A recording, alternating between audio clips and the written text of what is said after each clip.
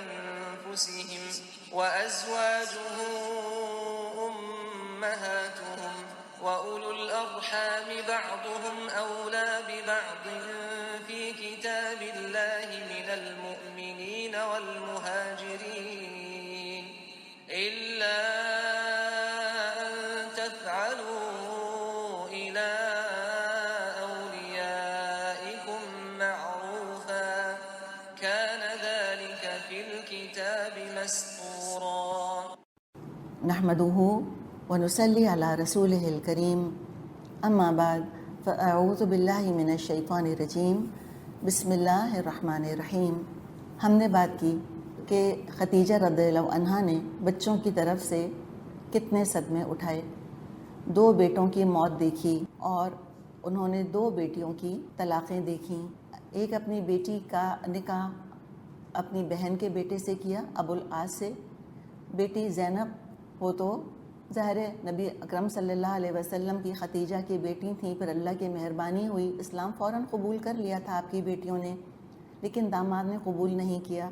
اور ہر مومن عورت سمجھ سکتی ہے کہ اگر اس کے اپنے سگے ایمان پر نہیں ہیں یا پریکٹسنگ مسلمز بھی نہیں ہیں تو اس کے دل کی کیا کیفیت ہوتی ہے. تو اس کو ہم 1000 سے ملٹیپلائی کر لیں کہ خدیجہ کے دل پر کیا قیامت گزرتی ہوگی جب وہ اپنے داماد کو دیکھتی ہوں گی کہ یہ ابھی تک مشرک ہی ہے.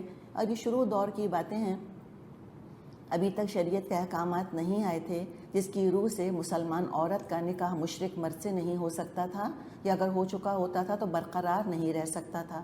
ظاہر ابھی وہ سارے لاز تو نہیں آئے تھے. پھر کس طرح انہوں نے رقیہ کی اور ام کلثوم کی عدتیں پوری کرائی ہوں گی. یہ بھی ہر ماں جس کو اللہ تعالیٰ نے بیٹی دی ہے، ہر ماں ریلیٹ کر سکتی ہے ان چیزوں سے. پھر کیا ہوا؟ اللہ تعالیٰ کی رحمت برسی.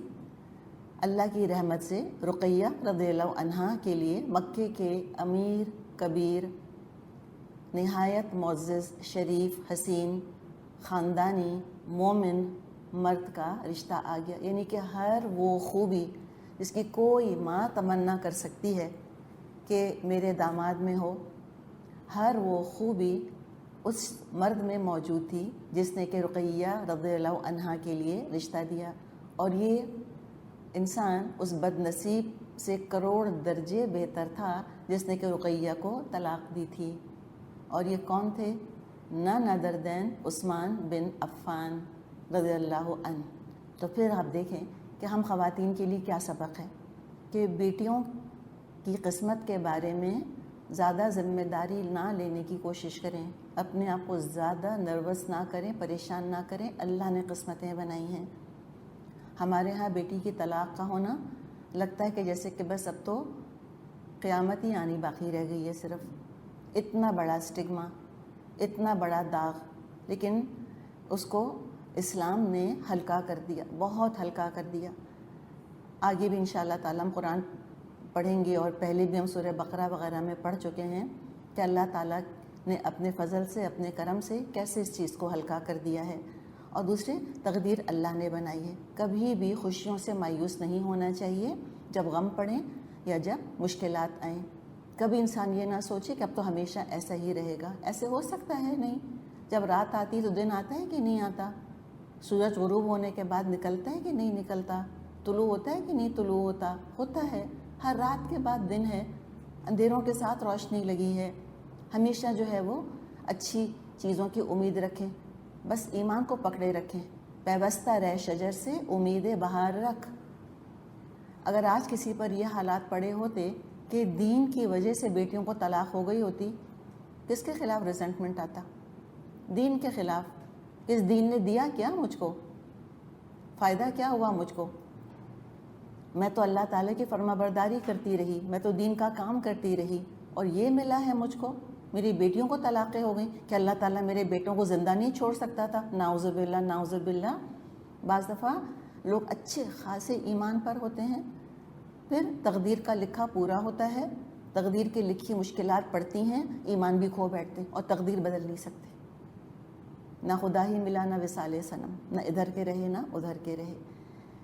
تو بڑا ٹیسٹ ہوتا ہے انسان کا جب اس پہ مشکلات پڑیں، اور یہ ٹیسٹ اور سخت ہو جاتا ہے جب ایمان کی وجہ سے، عمل صالح کی وجہ سے کہ اللہ کی فرما برداری کی وجہ سے مشکلات آئیں انسان کی زندگی میں، اور ہم سمجھتے ہیں کہ اس وجہ سے آئی ہیں، وہ تو ویسے بھی آنی تھی۔ مثال کے طور پہ رقیہ ایمان نہ بھی لاتی، ام کلثوم ایمان نہ بھی لاتی، تو کیا طلاق ہوتی کہ نہ ہوتی؟ تب بھی ہوتی، اللہ نے لکھ دیا تھا، تب بھی ہوتی۔ اگر یہ بات ہمیں سمجھ میں آ گئی تو کبھی بھی مشکلات ہم کو اللہ تعالیٰ سے بدگمان نہیں کریں گی، اور نہ دین سے ہم پیچھے ہٹیں گے۔ تو عثمان بن عفان رضی اللہ عنہ کا نکاح رقیہ رضی اللہ عنہا سے ہوا۔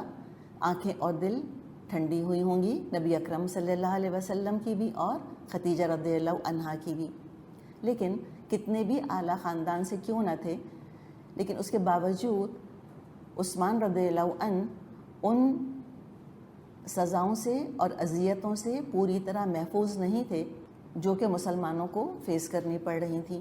رول عام طور پہ جو ہم دیکھتے ہیں مکی دور میں وہ یہ تھا کہ جو کمزور تھے، غلام تھے، ان پر تشدد بہت ہوا۔ یاسر پر ہوا، سمیہ پر ہوا، خباب پر ہوا، بلال پر ہوا رضی اللہ عنہم، اور ابو بکر یا عمر یا علی یہ نسبتاً محفوظ رہے۔ جو اعلیٰ خاندان کے چشم و چراغ تھے نا، ان کو اس طرح ٹارچر نہیں کیا، اس لیے کہ بہرحال ایک خاندانی ہونے کی وجہ سے خاندان والوں کا اپنا بھی ایک سمجھیں کہ ایٹیٹیوڈ تھا، اور پروٹیکٹ کر رہے تھے وہ، اور ان کو تنگ نہیں کر رہے تھے۔ لیکن یہ ایکسیپشن تھے اس کے اندر۔ ایک ایکسیپشن عثمان رضی اللہ عنہ کے چچا تھے۔ وہ کیا کیا کرتا تھا، عثمان رضی اللہ عنہ کو چٹائی میں لپیٹتا تھا، کھجور کی چٹائی میں لپیٹتا تھا، پورا لپیٹ دیا۔ خالی ہم کمبل میں لپیٹیں نا اپنے آپ کو تو ہمارا سانس گھٹ جائے، چٹائی میں لپیٹ کر پھر نیچے سے دھواں دیا کرتا تھا، جس سے کہ ان کا دم گھٹنے لگتا تھا۔ تو جب یہ تمام حالات برداشت سے، قابو سے باہر ہونے لگ گئے تو 5 نبوی میں، یعنی وحی کے آغاز کے 5 سال کے بعد ہجرت حبشہ کی اجازت ملی، اور جو لوگ حبشہ کی طرف ہجرت کر گئے اس میں عثمان اور رقیہ بھی تھے۔ اچھا، ہم جب سوچتے ہیں کہ اچھا ہجرت کر لی، ہمیں سینس آف ریلیف آتا ہے، ہم کہتے ہیں تھینک گاڈ نجات ملی۔ ایکچولی ہم ریلیٹ نہیں کر سکتے۔ It was a no win situation. مکے میں رہ نہیں سک رہے تھے، تنگ اتنا کر رہے تھے۔ ایسا نہیں تھا مکہ چھوڑ کر جانا جیسے آج میرے اور آپ کے لیے بس یا ٹرین یا جہاز پکڑ کر کہیں چلے جانا۔ یہ تو ہم نے خود سنا ہے اپنے والد سے، اپنی والدہ سے، کہ ہوتا یہ تھا اس زمانے میں، یعنی آج سے سمجھے تقریباً 100 سال پہلے یا 80 سال پہلے کیا ہوا کرتا تھا کہ ایک ہی جگہ رہتے تھے۔ مثال کے طور پر جو لاہور میں رہ رہے ہیں، صدیوں سے لاہور میں رہ رہے تھے۔ جو دلی میں رہ رہے تھے وہ صدیوں دلی میں رہ رہے تھے۔ لکھنؤ میں رہ رہے تھے، صدیوں سے وہیں رہ رہے تھے۔ تو اگر ایک شہر سے اگلے شہر میں کوئی ٹرانسفر ہو جاتا تھا، یعنی کہ دلی کا رہنے والا، اس سے کہا جاتا تھا لکھنؤ تمہارا ٹرانسفر کر رہے ہیں، وہ ریزائن کر دیتے تھے، کہتے ہم نہیں جا رہے۔ یہ تو ابھی کی بات آپ کو بتائی جا رہی ہے، صدیاں نہیں گزری، یہ 1450 سال پہلے کا معاملہ ہے۔ جو جہاں پیدا ہوتا تھا وہیں مرتا تھا، اس کی اولاد بھی وہیں جیتی مرتی تھی، نسلوں پہ نسلیں وہیں گزر جایا کرتی تھیں، وہ ہلتے نہیں تھے اپنی جگہ سے، ایک جگہ گڑھ بنا لیتے تھے۔ اور ظاہر ہے کوئی دنیا ایسی گلوبل ولیج بنی ہوئی نہیں تھی، بالکل ایک ان نون ڈیسٹینیشن کی طرف چل پڑنا، اجنبی کلچر، اجنبی جگہ، اجنبی زبان، اجنبی کھانا، اجنبی لوگ، ان کا دین اجنبی۔ عیسائیت نہیں دیکھی تھی مسلمانوں نے، وہاں حبشہ میں تو عیسائیت تھی، ماحول بالکل ڈفرینٹ، موسم بالکل ڈفرینٹ۔ جو لوگ جاتے ہیں، مائیگریٹ کر جاتے ہیں دوسرے ملکوں میں، وہاں سیٹل ہونے میں کتنا ٹائم لگتا ہے؟ 8 آنسور ہوتے ہیں شروع میں، تمام تر مینز آف کمیونیکیشن کے باوجود، تمام تر آسائشوں کے باوجود، پھر بھی کتنا گھر یاد آتا ہے، کیسے روتے ہیں بچے جب جاتے ہیں تو فون کر کے 8 آنسور ہو رہے ہوتے ہیں، کتنا زیادہ اپنے گھر کو، خاندان کو مس کر رہے ہوتے ہیں، حالانکہ ان کو پتہ ہے کہ ہم اب تو دیکھ بھی سکتے ہیں، بات کر سکتے ہیں، اور ہمارے لیے کوئی دنیا کا خطہ کونا اجنبی نہیں رہا۔ ہمیں معلوم ہے کہ بھئی وہاں کیا کلچر ہے، کس قسم کے لوگ ہیں، ہم نے اپنی آنکھوں سے دیکھا ہوا ہے۔ اگر وہاں موجود رہ کر نہ دیکھا ہو تو الحمدللہ باقی ذرائع موجود ہیں ہمارے پاس دیکھنے کے۔ یہ وہ زمانہ نہیں تھا، اور یہ ایسا نہیں تھا کہ اچھا ٹھیک ہے ابھی ہم جا رہے ہیں، اگلے مہینے آ جائیں گے واپس ملنے کے لیے، نو وے۔ کس طرح دل پر پتھر رکھ کر خدیجہ رضی اللہ عنہا نے اپنی بیٹی کو رخصت کیا ہوگا۔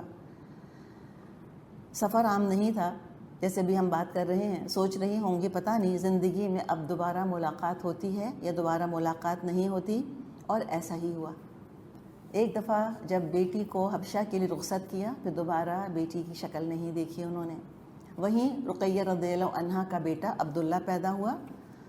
ہو سکتا ہے کہ خبریں جو ہیں خدیجہ تک پہنچ گئی ہوں کہ اللہ نے نواسا دیا ہے، اور اس کا بھی ہمیں اندازہ ہے کہ جو کہتے ہیں نا کہ اصل سے زیادہ سود پیارا ہوتا ہے، اپنے بچوں سے زیادہ اپنے گرینڈ چلڈرن انسان کو پیارے لگتے ہیں۔ کیسا دل تڑپا ہوگا، کیسا دل چاہا ہوگا کہ میں بھی گود میں لوں، میں بھی اس کو چوموں، میں بھی اس کو کھلاؤں، لیکن نہ پھر بیٹی سے مل سکیں، نہ کبھی نواسے کو دیکھ سکیں۔ لیکن اس صبر کے پیکر نے کبھی زبان سے اف نہیں کہا، ایک لفظ منہ سے نہیں نکالا کہ یہ آپ کے مشن کی وجہ سے میں کتنا بھگت رہی ہوں، چلیں آپ تو بن گئے ہوں گے نبی، what's in it for me, میرا کیا قصور، میرا کیا فائدہ، میرا کیا گین۔ دنیا میں تو ہم دیکھتے ہیں کہ ہسبینڈز کے پروموشن ہوتے ہیں جس سے کہ بیوی کو فائدہ ہی فائدہ مل رہا ہوتا ہے، پیسہ زیادہ آ رہا ہوتا ہے، اسٹیٹس بلند ہو رہا ہوتا ہے، تو کتنا بڑبڑاتی ہیں، تو کتنا میاں کو برا بھلا کہتی ہیں کہ آپ تو جاب میں ہی لگے رہتے ہیں، آپ کو تو فرصت ہی نہیں ہے مجھ کو دیکھنے کی، آپ تو نگلیکٹ کیے جاتے ہیں مجھ کو۔ اتنے شکوے، اتنی شکایتیں۔ یہاں کیا مل رہا ہے خدیجہ رضی اللہ عنہا کو؟ ان کو تو نہیں پتا کہ میرا کیا مقام ہے اللہ کے ہاں، کو اللہ نے پیشگی خوشخبری تو نہیں دے دی تھی، انہوں نے کوئی پیشگی انشورنس تو نہیں مانگا تھا اللہ تعالیٰ سے کہ اللہ پہلے مجھ کو گارنٹی دے کہ میں جنت میں جاؤں گی، تب میں کرتی ہوں سارا کچھ، ورنہ میں نہیں کرتی کچھ۔ She didn't know. لیکن یہ ایک شخصیت ہے عورت کی، یہ وفاداری ہے اس کی، وفا کا پیکر ایسا ہی ہوتا ہے۔ ہم نے اس کو کمزوری سمجھا ہے، عورت کی وفا اس کی بہت بڑی قوت جو مرد کو پرسکون کر دیتی ہے، اور مرد ان ریٹرن وہ سکون پھر عورت کو لوٹاتا ہے، پھر اپنی بیوی کو لوٹاتا ہے۔ تو کبھی شکوہ نہ کیا انہوں نے۔ تو اللہ تعالیٰ ہمیں یہ سبق سکھائے اپنی ماں سے کہ ہمیں ہر وقت گلے شکوے نہیں کرنے۔ کوئی ینگ نہیں تھیں، یہ بھی یاد رکھیں، اور شادی کو بھی 20 سال گزر گئے تھے۔ عام طور پہ جب اتنا عرصہ گزر جاتا ہے شادی کو تو تنگیاں ختم ہونے لگتی ہیں، زندگی سیٹل ہونے لگتی ہے، اور قوت برداشت بھی انسان کی کم ہونے لگتی ہے۔ ینگ ہوتا ہے تو قوت ہوتی ہے، نروز بھی زیادہ مضبوط ہوتی ہیں، جسم کے اندر بھی طاقت ہوتی ہے۔ ایج کے ساتھ when you're approaching your 50s and 60s obviously پھر وہ 20 سال والی طاقت تو نہیں رہتی انسان کے اندر، انسان آرام کی طرف راغب ہونے لگتا ہے۔ اور ان خاتون کو ہم دیکھیں، کم سے کم 6 بچے رسول اللہ صلی اللہ علیہ وسلم سے انہوں نے پیدا کیے ہیں، اور 2 یا 3 بچے سابقہ شوہروں سے، مگر تیوری پر بل نہ آیا، کبھی شوہر سے یہ نہ کہا کہ میں تھک گئی ہوں، انف از انف، آخر کب تک چلے گا، نہیں، ناٹ ایون ونس۔ تو اللہ کے ہاں ایکوالٹی ہے عورتوں اور مردوں کے درجوں میں۔ ہم عمل کرنے والی بنیں، ہم آخرت پر فوکس کریں، ہم یہ خوبیاں پیدا کریں جو ہماری ماؤں کے اندر خوبیاں تھیں امہات المومنین میں۔ ایک واقعہ آتا ہے کہ جبریل علیہ السلام ایک دفعہ انسانی شکل میں خدیجہ کو ملے رضی اللہ عنہا کو، اور یہ ہم مختلف روایات پڑھتے ہیں کہ اس طرح فرشتے انسانی شکل میں آ کر اور انسانوں سے سوال جواب کرتے ہیں۔ مشہور اور معروف واقعہ ہے کہ شاید کوئی بنی اسرائیل کا شخص تھا، میرے خیال ہے بخاری میں یہ حدیث موجود ہے۔ یہ واقعہ ہے کہ ایک شخص تھا بنی اسرائیل کا، وہ کہیں جا رہا تھا کسی سے ملنے، تو فرشتہ ملا انسانی شکل میں اس کو، اور فرشتے نے کہا کہاں جا رہے ہو؟ اس نے کہا اپنے بھائی سے ملنے جا رہا ہوں۔ تو فرشتے نے پوچھا کہ کیا کام ہے، کوئی تمہارا کام ہے، کوئی مقصد ہے؟ اس نے کہا نہیں، بس اللہ کی محبت میں جا رہا ہوں ملنے کے لیے، رحمی رشتوں کے خیال سے جا رہا ہوں۔ تو فرشتے نے پھر اس کو دعا دی۔ تو ایسے واقعات تو ہیں۔ تو یہ واقعہ کوئی اس کی اوتھینٹیکیشن تو ایسا سچ نہیں ہے، ہم یہ نہیں کہہ رہے کہ یہ واقعہ خدیجہ رضی اللہ عنہا والا بخاری مسلم میں موجود ہے، لیکن اٹ از پاسبل، عین ممکن ہے۔ تو جبریل انسانی شکل میں ملے خدیجہ سے، اور خدیجہ سے پوچھا کہ یہ محمد کیسے ہیں صلی اللہ علیہ وسلم۔ انہوں نے نبی اکرم صلی اللہ علیہ وسلم کی خوب تعریف کری اور اللہ کا بہت شکر ادا کیا۔ تو یہ امتحانات تھے جن سے کہ خدیجہ گزر رہی تھیں، لیکن ابھی سب سے کڑا امتحان آنا باقی تھا۔ تقریباً 7 نبوت یعنی وحی کے آغاز کے تقریباً 7 سال کے بعد مشرکین مکہ نے جب تمام حربے اپنے استعمال کر لیے، لالچ بھی دے دی، ٹارچر بھی کر لیا، سب کچھ کرنے کی کوشش کر لی اور کسی طرح مسلمانوں کے قدم وہ نہ اکھاڑ سکے، تو پھر انہوں نے کمپلیٹ سوشل اور اکنامک سینکشن کا اعلان کر دیا، مکمل بائیکاٹ کا اعلان کر دیا، اور بنو ہاشم اور بنو مطلب سے ہر طرح کا قطع تعلق کر لیا کہ نہ شادی بیاہ کا معاملہ کریں گے، نہ ان کے ساتھ کاروبار کریں گے اور نہ کوئی لین دین کریں گے۔ دونوں قبیلوں کے لوگ، جن میں کہ مسلمان اور کافر دونوں شامل تھے، یعنی جو بائیکاٹ تھا یہ صرف مسلمانوں کا نہیں تھا کہ ہم بنو ہاشم اور بنو مطلب کے مسلمانوں کا بائیکاٹ کر رہے ہیں، اس لیے کہ وہ یہ کہا کرتے تھے بنو ہاشم سے، بنو مطلب سے، کہ تم محمد کو ہمارے حوالے کرو۔ ابو طالب ہم جانتے ہیں مسلمان نہیں تھے، اس کے باوجود انہوں نے اپنے بھتیجے کی حمایت کری۔ یہ ان کی قبائلی مینٹیلٹی تھی، یہ ان کی اپنی اقدار، اپنی روایات تھیں۔ تو چاہے وہ متفق نہ تھے نبی اکرم صلی اللہ علیہ وسلم کی دعوت سے، لیکن بنو ہاشم بنو مطلب کے مشرکین نبی اکرم صلی اللہ علیہ وسلم کا دفاع کیا کرتے تھے۔ تو انہوں نے کہا ٹھیک ہے ہم تم سب سے لین دین ختم کر دیتے ہیں، انلیس تو محمد کو ہمارے حوالے کرو۔ انہوں نے کہا ٹھیک ہے ہم بھی نہیں حوالے کریں گے، ٹھیک ہے ہم تمہارا بائیکاٹ برداشت کرتے ہیں۔ تو دونوں قبیلوں کے سارے لوگ سوائے ابو لہب کے سب سمٹ کر مکے کے باہر ایک گھاٹی جس کو شو ابی طالب کے نام سے جانا جاتا ہے اس میں بند ہو کر رہ گئے۔ مشرکین کسی قسم کا کھانا پینا نہ جانے دیتے۔ اچھا بھی دو قبیلے جو گئے تو مرد اور عورتیں اور بچے اوبویسلی سبھی وہاں گئے۔ ان کی بے رحمی اور ان کی سخت دلی دیکھیں۔ یہ جو مشرکین مکہ جو اپنی سخاوت کے لیے مشہور تھے کہ یہ مسافر کو بھی کھانا کھلایا کرتے تھے، جو عمرے کے لیے حج کے لیے آتا تھا اس کو بھوکا نہیں چھوڑتے تھے، اپنوں کو انہوں نے ایک ایک گھونٹ پانی کے لیے ترسا دیا۔ حال یہ ہو گیا تھا وہاں پر کہ بچوں کے رونے کی آوازیں گھاٹی کے باہر تک جایا کرتی تھیں، لیکن ان کو رحم نہیں آتا تھا، کسی قسم کا کھانا پینا اندر جا نہ سکتا تھا۔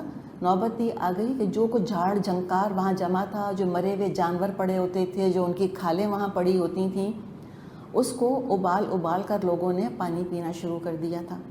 اور وہ جو کھال ہوتی تھی، ہم تصور کر سکتے ہیں کہ مردہ جانور کی کھال پڑی ہے، اس کو بوائل کر کے اور پھر اس کھال کو وہ چباتے رہتے تھے کہ کچھ نہ کچھ منہ کے اندر ایک احساس رہے کہ ہاں منہ کے اندر جیسے کہ کوئی چیز کھانے کو ہے۔ اس میں دیکھیں کہ ختیجہ رضی اللہ عنہا کس قبیلے سے تھیں؟ بنو ہاشم سے تھیں؟ نہیں۔ کیا بنو مطلب سے تھیں؟ نہیں۔ کس سے تھیں؟ بنو اسد سے تھیں۔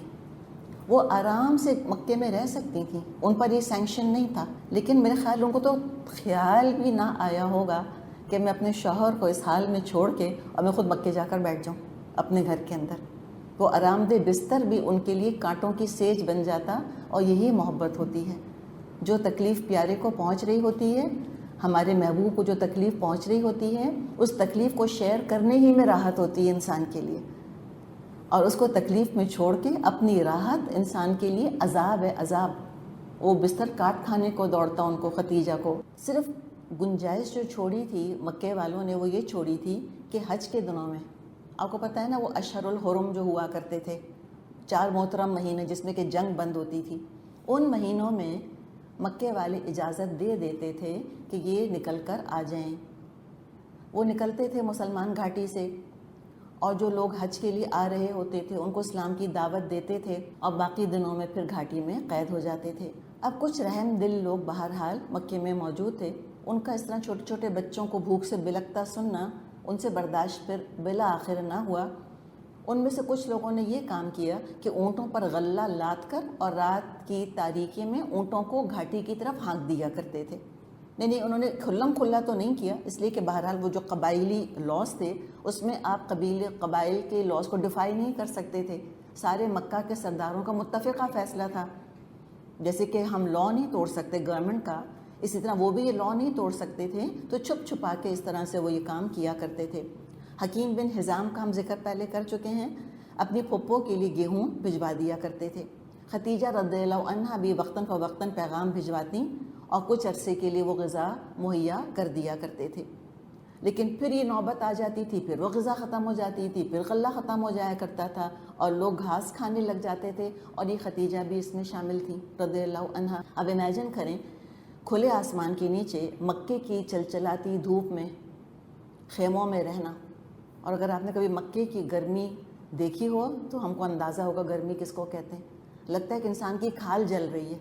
یہ حال ہوتا ہے گرمی کا. بھوکے پیاسے رہنا اس کھلے آسمان کے نیچے, اور خیمے کیا پروٹیکٹ کر سکتے ہیں؟ آپ خود امیجن کریں, کوئی ویل انسولیٹڈ تو خیمے نہیں تھے کہ اس کے اندر کولرز لگے ہوئے ہیں اور اس کے اندر اے سی لگے ہوئے ہیں. لوگ مینا میں ٹینٹ میں رہتے ہیں تو آ کے کہانیاں سناتے ہیں کہ ہم تو مینا میں ٹینٹ میں رہے تھے, حالانکہ ہر طرح کی سہولت حج کے زمانے میں ان ٹینٹس کے اندر, خیموں کے اندر میسر ہوتی ہے. لیکن وہ کیا خیمے ہوں گے, کتنے فلمزی ہوں گے, ہم امیجن کر سکتے ہیں. کیا بھوک ہوگی اور کیا پیاس ہوگی, کتنی سختی. اور ایک سختی اپنی جان پر برداشت کرنا, اور پھر اپنے پیاروں کو سسکتا بلکتا دیکھنا, چھوٹے چھوٹے بچوں کو روتے دیکھنا. سب دیکھا, سب برداشت کیا, لیکن اللہ توکل, اللہ کے ساتھ حسن ظن میں کمی نہیں آئی. یہ ہمیں سیکھنا ہے اپنی ماں سے ایک بیٹی کے طور پہ. امہات المومنین ایسے ہی درجہ نہیں مل گیا ان کو, معمولی عورتیں نہیں تھیں. کیا اللہ تعالیٰ نے ان کو نسوانیت کے معیار پر, اعلیٰ ترین معیار پہ رکھا تھا. ایسی ہوتی ہے عورت برداشت میں اور صبر میں. نہ صرف خود برداشت اور صبر کرتی ہے, دوسروں کے لیے سہارا بنتی ہے. پتہ نہیں ہم کیوں کہتے ہیں عورت کمزور, عورت کمزور. تقریباً یہ جو بائیکاٹ تھا اس کے لیے مختلف مدتیں ہم کو ملتی ہیں, لیکن زیادہ تر اسکالرز کا کہنا ہے کہ تقریباً 2 سے 3 سال کا عرصہ ہے جو کہ اس گھاٹی میں گزارا. 10 نبوت میں یہ بائیکاٹ ختم ہوا, اور اس میں بھی ہمیں واقعات ملتے ہیں کہ کچھ جو مکے کے نرم دل لوگ تھے, مشرک تھے, مسلمان نہیں تھے, لیکن مشرک بھی نرم دل ہو سکتا ہے, کفار کے اندر بھی خوبیاں ہو سکتی ہیں. تو وہ جمع ہوئے, انہوں نے کہا یہ کیا ظلم ہے, یہ کیا ہو رہا ہے, ہم کیسے برداشت کر رہے ہیں, ہم تو پہلے بھی اس معاہدے کو دل سے قبول نہیں کر رہے تھے. تو 4-5 لوگ جمع ہوئے, انہوں نے آپس میں اسکیم بنائی, پھر سارے جا کر خانہ کعبہ کے پاس کھڑے ہوئے. ابو جہل جو کہ لیڈر تھا اس سارے بائیکاٹ کا, اللہ تعالیٰ اس کو, یقیناً اللہ تعالیٰ اسے نمٹ رہا ہے اس وقت, جو اس کا مقام تھا وہ اس کو مل گیا ہوگا. تو وہ وہاں ابو جہل موجود تھا. پھر پہلے ایک شخص کھڑا ہوا, اس نے کہا یہ کس قسم کا معاہدہ ہے, کتنا ناانصاف ہے, کتنا ظلم ہے. ابو جہل نے کہا کہ تم کون ہوتے ہو کہنے والے. پھر دوسرے کونے سے ایک اور آواز اٹھی, اس نے بھی یہی کہا. تیسرے کونے سے ایک اور, چوتھے کونے سے ایک اور. یہ پلان بنایا تھا انہوں نے کہ ہم الگ الگ وقت پہ اس طرح آواز اٹھائیں گے الگ الگ کونوں سے. ابو جہل پھر بیک فٹ پہ چلا گیا. اس نے کہا بھی آپ لوگ کیا چاہتے ہیں؟ انہوں نے کہا ابھی معاہدہ ختم کریں. اتنے میں ابو طالب بھی گھاٹی سے نکل کر آئے, اور نبی اکرم صلی اللہ علیہ وسلم پر اللہ نے وحی بھیجی تھی کہ وہ جو معاہدہ انہوں نے لکھا ہے بائیکاٹ کا, اس کو لکھ کر انہوں نے کعبے میں لٹکا دیا تھا. تو اللہ تعالیٰ نے وحی بھیجی نبی اکرم صلی اللہ علیہ وسلم پر کہ کیڑے اس معاہدے کو کھا چکے ہیں, صرف اللہ کا نام باقی رہ گیا ہے. اور یہ پیغام لے کر ابو طالب پھر ابی طالب سے باہر نکل کر آئے, یہ پیغام ان کو دینے کے لیے کہ وہ معاہدہ جو ہے وہ کیڑوں نے کھا لیا ہے اور صرف اللہ کا نام باقی رہ گیا ہے. اور کہا تم جا کر دیکھو, اگر تو یہ محمد کی بات سچی ہوئی تو تم کو پھر یہ بائیکاٹ ختم کرنا ہوگا, اور اگر محمد کی بات جھوٹی ہوئی تو ٹھیک ہے ہم پھر گھاٹی میں لوٹ جائیں گے صلی اللہ علیہ وسلم. تو وہ گئے, جا کے انہوں نے جب معاہدہ دیکھا تو واقعی سارا معاہدہ کیڑوں نے کھا لیا تھا, اور جہاں جہاں بسمک اللہم لکھا تھا بس خالی وہ اللہ کا نام باقی رہ گیا تھا. تو اس طرح یعنی اللہ تعالیٰ کی طرف سے بھی مدد آئی, اور کچھ لوگوں نے اپنا حصہ بھی اس میں ڈالا. تو 10 نبوت کو پھر یہ بائیکاٹ ختم ہوا, اور دونوں قبیلے واپس مکے میں داخل ہو گئے. ابو طالب بوڑھے ہو چکے تھے, اور اس طرح کے محصوری جب ان کو فیس کرنی پڑی, اس نے تو بالکل ہی ان کی کمر توڑ دی تھی. 80 سال کے 80s کے اندر تھے. بائیکاٹ کے خاتمے کے تقریباً 6 ماہ بعد 10 نبوی میں رمضان میں ابو طالب کا انتقال ہو گیا. ایمان تو نہ لائے, لیکن اپنے بھتیجے کا پرزور دفاع کرتے رہے تھے, اور ان کے وقار, ان کے جلال, ان کی عزت کی وجہ سے مشرکین نبی اکرم صلی اللہ علیہ وسلم کے ساتھ اپنی خباثت کا پوری طرح مظاہرہ نہیں کرتے تھے, ڈرتے تھے ان سے, ابو طالب سے. جب ان کا انتقال ہو گیا تو جو بیرونی امان تھی وہ آپ صلی اللہ علیہ وسلم کی ختم ہو گئی. جو ایکسٹرنل پروٹیکشن آپ کو حاصل تھی, جس کا کہ ذریعہ اللہ تعالیٰ نے ابو طالب کو دنیاوی طور پہ بنایا تھا, وہ پروٹیکشن ختم ہو گئی, اور مشرکوں کے حوصلے بہت بڑھ گئے. اب وہ مار پیٹ پر اتر رہے تھے. اب آپ کو تو باقاعدہ وہ مارنے لگ گئے تھے, تنگ کرنے لگ گئے تھے. ابو طالب کے انتقال کے تقریباً 2 ماہ کے بعد, یا بعض روایات میں آتا ہے صرف 3 دن کے بعد, جو اندرونی امان تھی وہ بھی اٹھ گئی. خدیجہ رضی اللہ عنہا کا انتقال ہو گیا. 4 صدی 25 سال رفاقت رہی تھی نبی اکرم صلی اللہ علیہ وسلم کے ساتھ. مشکل ترین حالات میں انہوں نے آپ کا ساتھ دیا تھا. آپ پر مشکل پڑتی وہ تڑپ اٹھتی, لوگ تنگ کرتے قوت فراہم کرتی، اپنے سارے حقوق اٹھا کر ایک طرف رکھ دیے تھے۔ کیا ہمیں سبق ملتا ہے کہ ہر عورت کو اپنی زندگی میں اپنی ذات سے بڑھ کر کچھ اور بھی ہدف بنانا چاہیے، کچھ بے غرضی کے ساتھ دوسروں کی فلاح کے لیے، بہبود کے لیے بھی کام کرنا چاہیے۔ صرف دنیا نہیں سمیٹنی مجھ کو اور آپ کو، ہمیں آخرت کے لیے بھی کام کرنا ہے۔ ایک اعلیٰ تر مقصد بھی ہونا چاہیے زندگی میں، جیسے کہ خدیجہ رضی اللہ عنہا نے اپنے لیے رکھا۔ آپ صلی اللہ علیہ وسلم پر جان دیتی، آپ کے اشارے کی منتظر رہتی، کیا چاہ رہے ہیں، جو چاہ رہے ہوتے حاضر کرنے کی پوری کوشش کرتی۔ مزاج شناس، جاں نثار، وفادار ساتھی تھیں۔ آخری دنوں کا واقعہ ہے، یہ تو ہم کہہ رہے ہیں نا آخری دنوں کا واقعہ ہے، تو نہ تو ان کو پتہ تھا، نہ نبی اکرم صلی اللہ علیہ وسلم کو پتہ تھا کہ بس اب ان کی تو اجل قریب آ لگی ہے۔ تو ایک دن کا واقعہ ہے کہ جبریل علیہ السلام تشریف لائے اور نبی اکرم صلی اللہ علیہ وسلم سے فرمایا، ہادھی خدیجہ، یہ خدیجہ ہیں، قد اتت، یہ آ رہی ہیں، آپ کے پاس آ رہی ہیں، مارہا اناہ، ان کے پاس کوئی برتن ہے، اس برتن میں کیا ہے، فی ادام، اس میں کوئی کھانے کی چیز ہے، او طعام، یعنی کہ ادام اور طعام کھانے پینے کی چیزوں کو کہتے ہیں، او شراب، یا کوئی پینے کی چیز ہے اس کے اندر۔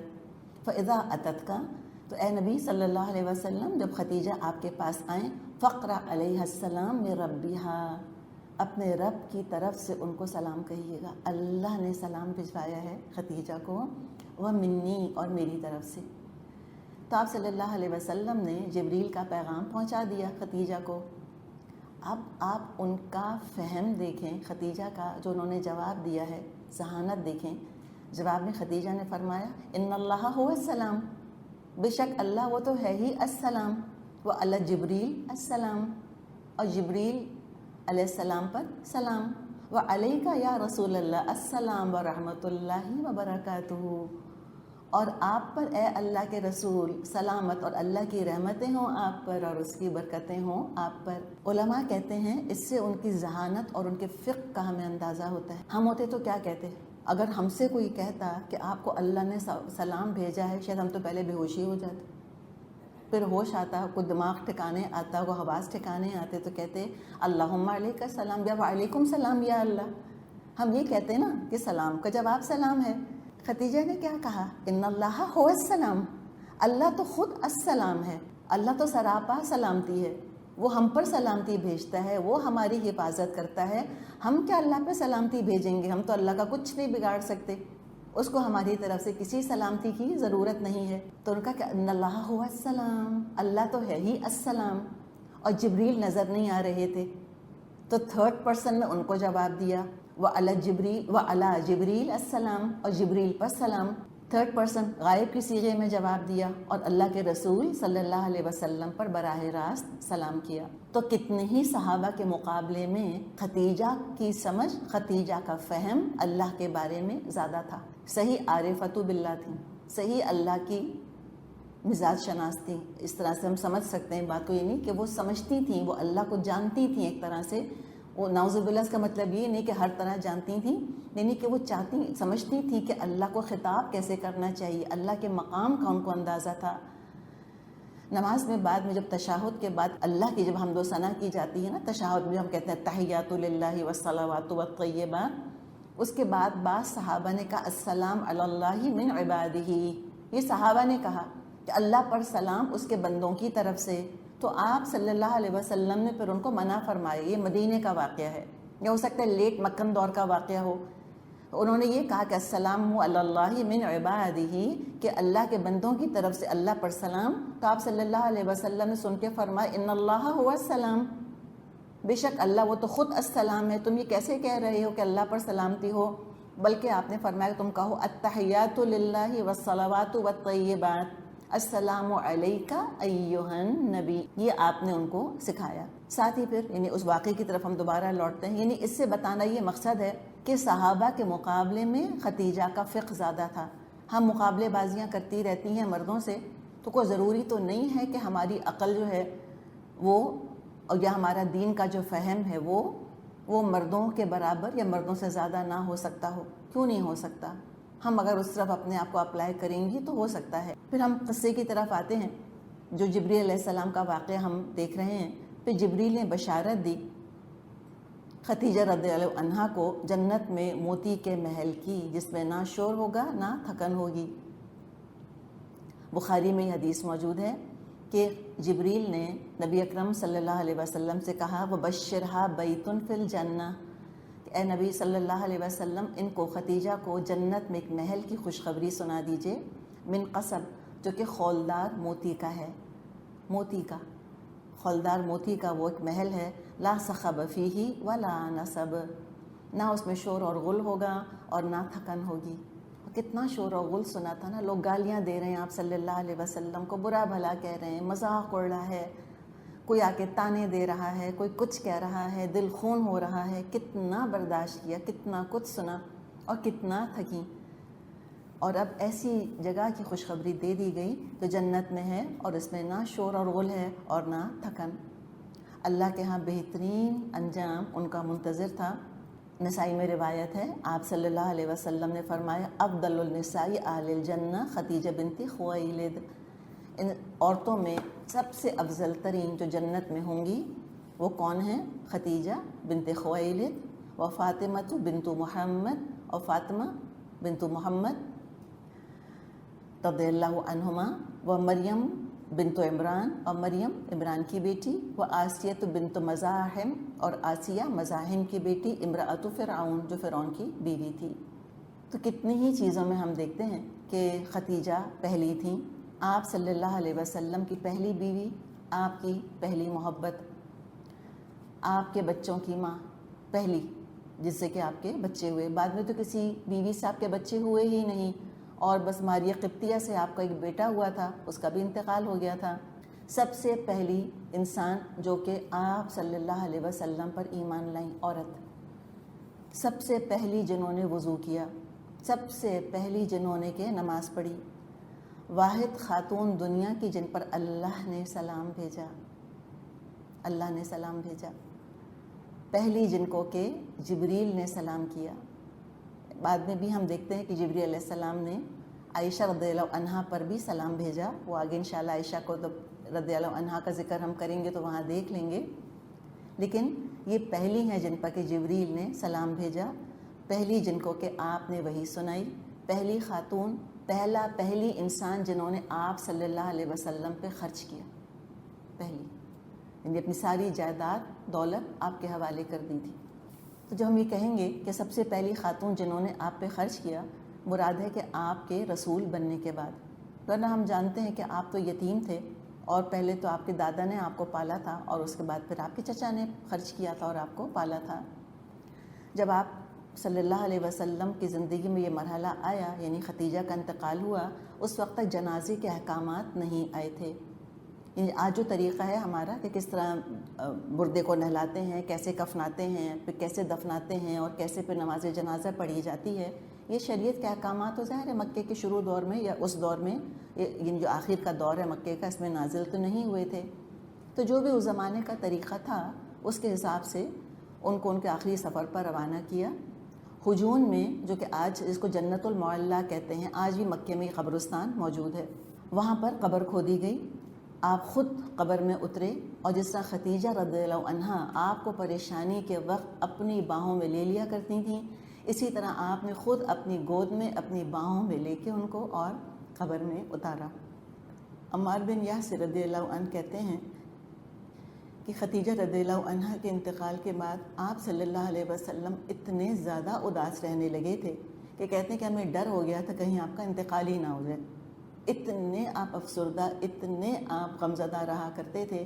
اور یہ بھی روایات میں ہم کو بات ملتی ہے کہ بعض دفعہ آپ کے رونے کی آواز آیا کرتی تھی، اور ہم جانتے ہیں کہ آپ صلی اللہ علیہ وسلم آواز سے نہیں رویا کرتے تھے۔ یہ بھی ہم یاد رکھیں کہ آپ تو بہت کم کبھی روئے ہیں۔ ہمیں شاید یہ خیال آتا ہے کہ شاید آپ بہت جلدی رو پڑتے تھے، بہت زیادہ رویا کرتے تھے، نہیں، یہ آپ کی عادت نہیں تھی۔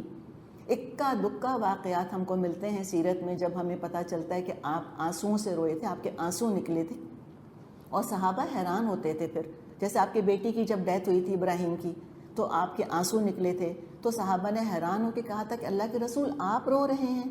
اس سے بھی اندازہ ہوتا ہے کہ آپ اس طرح پبلکلی نہیں رویا کرتے تھے، اور آواز سے تو آپ روتے ہی نہیں تھے، یہ آپ کا طریقہ ہی نہیں تھا۔ لیکن کیسے آپ سسکیاں لیتے ہوں گے جب ختیجہ کو یاد کرتے ہوں گے کہ ان کی آواز بھی سنائی دیا کرتی تھی۔ وقت گزرتا گیا، سالوں پر سال گزر گئے، اللہ نے آپ کو بہت خوبصورت، خوبصیرت، عقل مند، جوان، اعلیٰ خاندانوں کی چشم و چراغ بیویاں عطا فرمائیں جو آپ سے بہت محبت کیا کرتی تھیں، لیکن شاید ہی کوئی دن ایسا گزرتا ہو بعد میں زندگی بھر، آپ کا کوئی بھی دن شاید ہی ایسا گزرا ہو جب آپ نے ختیجہ کو یاد نہ کیا ہو۔ اللہ تعالیٰ ان پر کروڑوں کروڑوں رحمتیں نازل فرمائے۔ چلیے ہم یہیں تک کرتے ہیں آج انشاءاللہ تعالیٰ، پھر جو باقی حصہ اللہ نے چاہا تو پھر اس کو مکمل کر لیں گے۔ وآخر دعوانا ان الحمد للہ رب العالمین، سبحانک اللہم و بحمدک، نشہد ان لا الہ الا انت، نستغفرک و نتوب الیک۔